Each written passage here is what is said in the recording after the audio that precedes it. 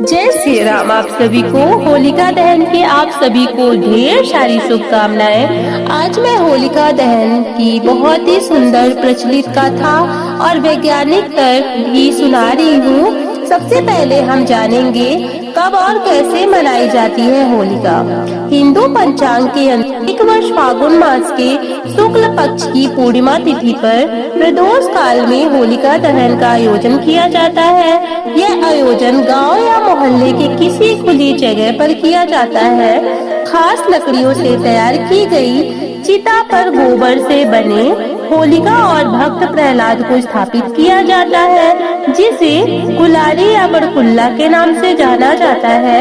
इसके बाद होलिका दहन के शुभ मुहूर्त में होलिका के पास गोबर से बनी ढाल भी रखी जाती है और 4 मालाएं जो मौली, फूल, गुलाल, ढाल और गोबर से बने खिलौनों से बनाई जाती है, उन्हें अलग से रख लिया जाता है। इनमें से एक माला पितरों के नाम समर्पित होती है, दूसरी माला हनुमान जी के लिए, तीसरी शीतला माता और चौथी माला घर परिवार के लिए रखी जाती है। होलिका दहन के बारे में बहुत ही सुंदर सी कथा प्रचलित है। किंवदंतियों के अनुसार पृथ्वी पर हिरण्याकश्यप नामक एक राजा शासन करता था, जो भगवान विष्णु का सबसे बड़ा शत्रु माना जाता था।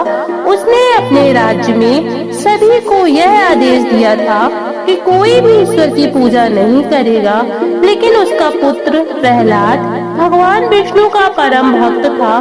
जब हिरण्याकश्यप ने अपने पुत्र को भगवान की पूजा करते हुए देखा तो उससे सहा नहीं गया और अपने ही पुत्र को दंड देने की ठान ली। हिरण्याकश्यप ने प्रहलाद को कई बार कष्ट देना चाहा, लेकिन भगवान विष्णु ने हर समय प्रहलाद का साथ दिया।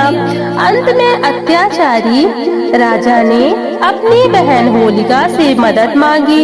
होलिका को यह वरदान था कि उसे अग्नि जला नहीं सकती, इसलिए होलिका प्रहलाद को अपनी गोद में लेकर अग्नि में प्रवेश कर गई। लेकिन भगवान विष्णु की कृपा से होलिका उस अग्नि में भस्म हो गई और प्रहलाद बच गया।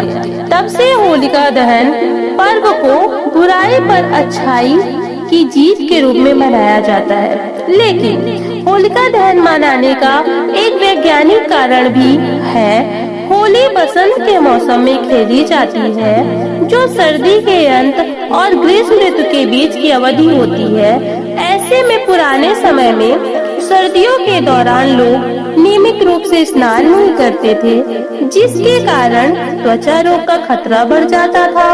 इसलिए होलिका दहन के पीछे छिपा वैज्ञानिक कारण यह है कि इस पर्व के दौरान जलाई गई लकड़ियों से वातावरण में फैले हुए खतरनाक जीवाणु नष्ट हो जाते हैं और होलिका की परिक्रमा करने से शरीर पर जमे हुए कीटाणु भी अलाव की गर्मी से मर जाते हैं। वहीं देश के कुछ हिस्सों में होलिका दहन के बाद लोग अपने माथे और शरीर पर होलिका की राख लगाते हैं, जिसे मानसिक और शारीरिक स्वास्थ्य के लिए अच्छा माना जाता है। इसलिए आप सभी अपने घर परिवार के साथ मिल करके बहुत ही मन से होलिका दहन का त्योहार मनाइए और बुराई पर अच्छाई की जीत का ये परम पर्व है, जो इसको अपने अंदर लेके अपने मन को पूरा सकारात्मक बनाइए। जय श्री राम।